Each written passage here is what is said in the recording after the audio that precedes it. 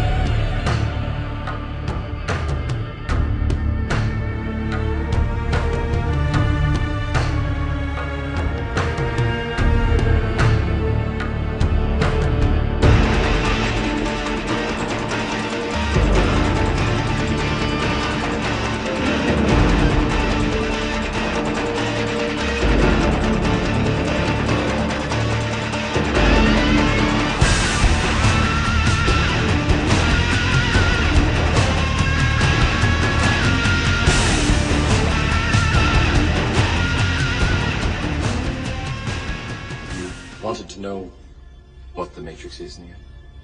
Trinity.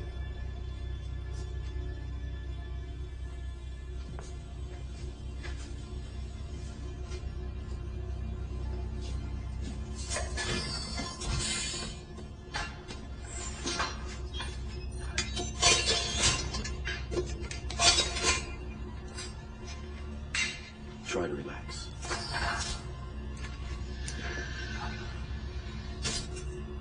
This will feel a little weird.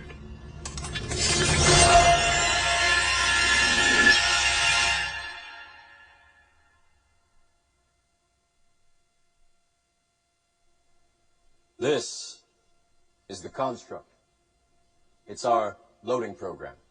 We can load anything from clothing to equipment, weapons, training simulations, anything we need. Right now, we're inside a computer program? Is it really so hard to believe? Your clothes are different, the plugs in your arms and head are gone. Your hair has changed. Your appearance now is what we call residual self-image. It is the mental projection of your digital self. This isn't real. What is real? How do you define real?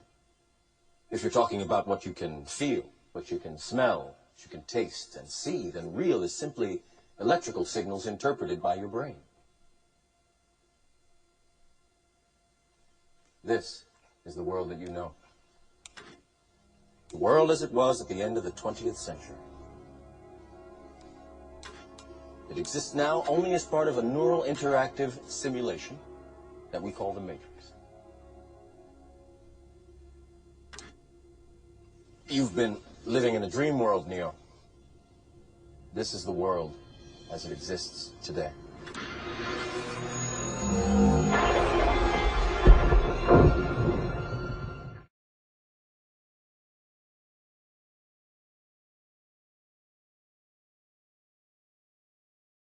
Well, you know, you say on other planets, there is intelligent life out there everywhere, not just in the physical. When you say other planets, you're limiting yourself to our physical universe. Is there other life in our physical universe? And of course, that's highly likely that there is. Why not? You know, if you just look at the statistics of it, the right stuff would come together under the right circumstances, at least some of the time, and why wouldn't it evolve things like it did here? So the question there is, sure, there's probably other things in our physical system, but where most of the life is, where most sentient entities are not in this physical system.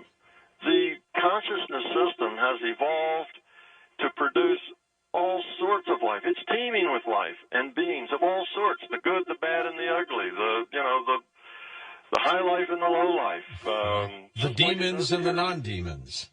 Yes, just like it is here. We have earthworms and slugs and people, and we have all the animals and things and plants, everything that's on this planet, the billions of different species. They all just evolved to find their own niche. It's the same way in the non-physical, except much bigger and a much more varied expanse. What we consider the good, the bad, and the ugly here is gooder, badder, and uglier, if you will, when you go to the non-physical, because you have fewer constraints. This virtual reality has fairly severe constraints on it. In the non-physical, there are constraints, but they're much less constraints. Therefore, what evolves is a much greater variety. How do you feel?